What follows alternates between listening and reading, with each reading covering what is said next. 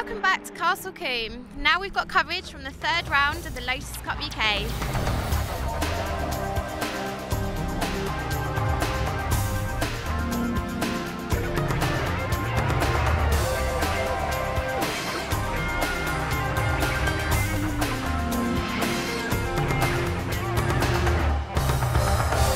So we're here on the grid for the third round of the Lotus Cup UK. We've got an 80-minute endurance race, so let's hope the rain holds off. Well, it's certainly very, very blustery. Let's hope those clouds don't roll in, although it's looking pretty ominous as the cars out on their formation lap in advance of their rolling start. Rob Fenn will start his Go Green Motorsport car in pole position with Chris Randall lining up alongside him on the front row of the grid. Rob Boston, very, very quick production runner. He lines up in 11th place, and also watch for Fulvio Mussi as he will start the 38 car. He should give Rob a run all of his way. Absolutely massive fields here, enjoying the high-speed twists and turns of the Castle Combe circuit out in Wiltshire. So the drivers just taking the opportunity to try and get some heat into those tyres as they come out of camp and ready for the rolling start.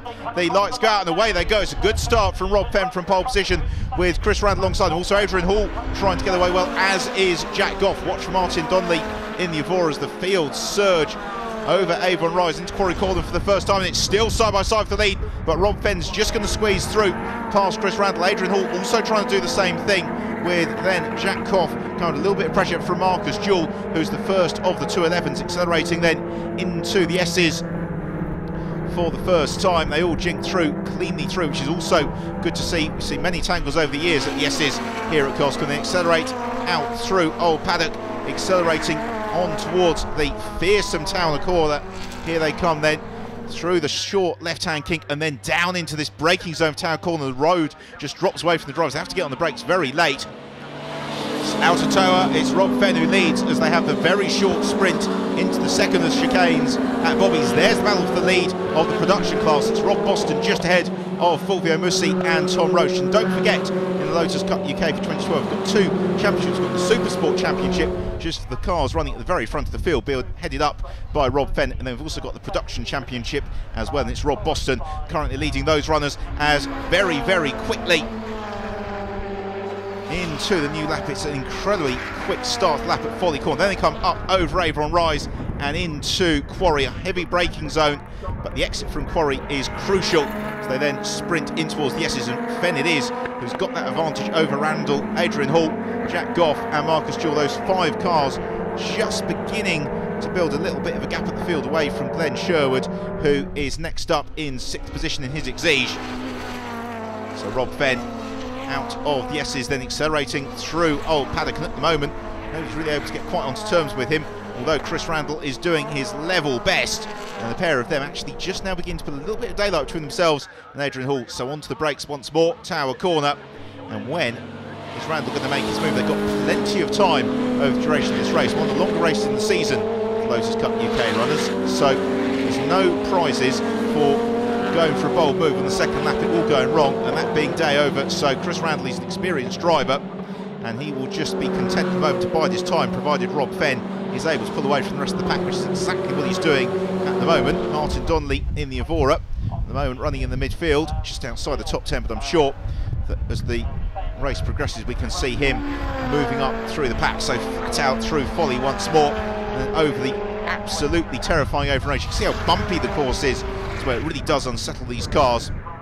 They burst over the brow through Quarry, and this at the moment is looking very nice for Rob Fenn. He's really improved as a driver over the past couple of seasons, and he is so smooth as well, rarely makes mistakes. We're in car with Rob through the S's, just having to seesaw at the wheel a little bit, running over the curbs, no problems there, and he's actually now pulling away a little bit from Randall, who's moving ever further away from Adrian Hall. But then Jack Goff and Marcus Jewell 4th and 5th. That's a nice little battle that's just beginning to come together between the pair of them. So the top 5 still running fairly closely together, and all the while able to just build that margin over the rest of the pack. Out the Tower Corner they come, and yes, Marcus Jewell, there he is, the first of the 211s. He really is beginning to close in here on Jack Goff. So Goff, whilst he'd like to be chasing down Adrian Hall, he's going to have to start beginning to reference his mirrors, because he's got Marcus Jewell, who's been very successful in Lotus on Track Elise Trophy and Lotus Cup UK over the seasons, beginning to home in on his tail out of Camp Corner, and then this fast run through Folly the car's just rippling over the undulations on the course. Then we've got battles further back through the field. This is a good one in the production class, with Adam Knight just leading it from Paul Davies and Andy Napier, and Napier pushing very, very hard through Tower. He's looking to the inside into Bobby's. That's going to be brave if Napier goes for. He's over across the curbs, pushes too hard, around goes the rear of the car, and you always wondered that was coming. Andy Napier was really looking very anxious to make the move on Paul Davies. He couldn't quite do it. Well, look about this train of cars. It's Chris Setters who leads it in the 24 car, and it's Martin Donnelly who is next along. Also Simon Deacon in the 211 is showing well, and BJ Chong back of the cars in that particular train. Martin Donnelly thinking about the move to the inside of Chris Setters into Tower Corner, realises there's no way through there in the Big Evora, so he gets the one out of Tower. He's also got Simon Deacon and BJ Chong still very close to his tail, jumping over the curbs. And now this long run out of Bobby's through Camp Corner, but really what Donnelly will be thinking about isn't overtaking Camp. He'll be getting the exit from Camp to challenge into Pori next time around. So let's see if he can do it when he gets a good run out of Camp, then just has to plant his right foot through Folly. In dry conditions, the corner is a little bit like Woodcote at Silverstone. It's not really a challenge for the drivers. It's all about then carrying that speed over the crest at Avon Rise in towards Quarry Corner. And has Donnelly got enough here on Chris Setters? No, he hasn't. He's about a car length or so too far back to really make that manoeuvre. So again, he will begin the setup probably to think about challenging into Tower. That's another overtaking opportunity. Turning through the S's, and Donnelly again closing up onto the tail of Chris Setters. Simon Dink to BJ Chong still in contact. Then we've got Glenn Shode, who's just beginning to drop a little bit down through the order, and he's got Steve Train right up onto his tail as well, accelerating through Old Paddington's. Donnelly going to be close enough to challenge this time on Chris Setters. He certainly thinks about it. He launches to the inside. He tries to overlap with Setters, but Setters able to carry the speed through the corner, so there's no way through there for Martin Donnelly. Closes right up under the rear spoiler though of Chris Setters through Bobby's. Fantastic racing here from the Lotus Cup UK as they accelerate on towards Camp Corner. Still Paul Davies and Adam Knight engaged in battle, obviously without the company of Andrew Napier, who spun a couple of laps ago. The corner then to now, that's the chicane at Bobby's, even though it's Knight who's just got the legs over the 36 car, as Donnelly now makes the move through Quarry Corner, where we could see he was setting up for that as the exited Bobby's, and it pays off half of that later. So Donnelly gains the place on Chris Setters, although it's brought Simon Deacon and BJ Chong right onto his tail. Those four cars running really very closely together, a fantastic scrap. And Chris Setters, he's lost out as well to Simon Deacon, and has now got BJ Chong trying to pick his way through. And then we've got still the battle for the lead of the production class, and it is just Rob Boston who leads that from Fulvio Mussi. The pair of them though running closely. I just wonder, now that Martin Donnelly is through, whether he's going to pull away a little bit from this group. Into Bobby's they come. Well, not really actually. Donnelly's still got Simon Deacon pretty close to his tail, I'd have to say, with then Chris Setters. Well, he's been able to withstand that immediate challenge from BJ Chong, so he is able to think about reclaiming that spot he lost to Simon Deacon earlier in the lap. So another lap completed, and Donnelly has now got 2:11 of Simon Deacon closing on his tail. Then we've got the Glenn Sheridan and Steve Train battle, also Tom Chataway. There's the production class leaders, with Tom Roche still third in class, but just slipping back as the change comes now. BJ Chong to the inside of Chris Setters, through he goes.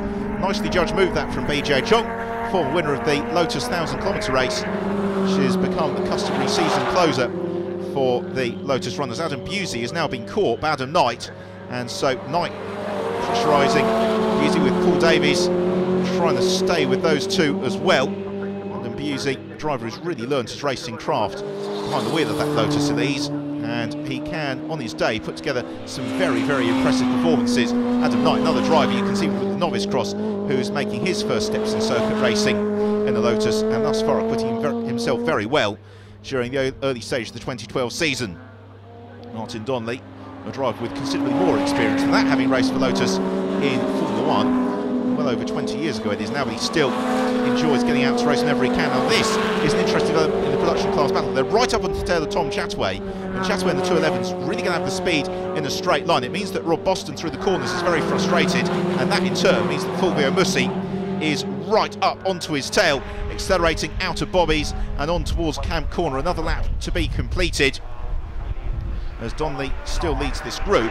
It's Rob Fenn who leads the race overall from Chris Rand. We haven't seen them for a few laps, but that is how it is at the top of the field. The production runners accelerate through Folly Corner as we go back to the Adam Busey, Adam Knight, Paul Davies and Andrew Napier battle. Andy Napier, after that spin, he's rejoined that group of cars, so the four of them locking horns. Donnelly now pulling away from Sam Deacon, who's got BJ Chong onto his tail. Steve Train is still continuing to have an excellent view of the rear of Glenn Sherwood's car, but has struggled to get past it as yet. Here they come, Glenn Sherwood, then the bright blue 211 of Steve Train. Tom Chataway in the white 62 car has got Rob Boston and Fulvio Mussi on his tail. Well, the action continues here at Castle Combe. We'll take a break.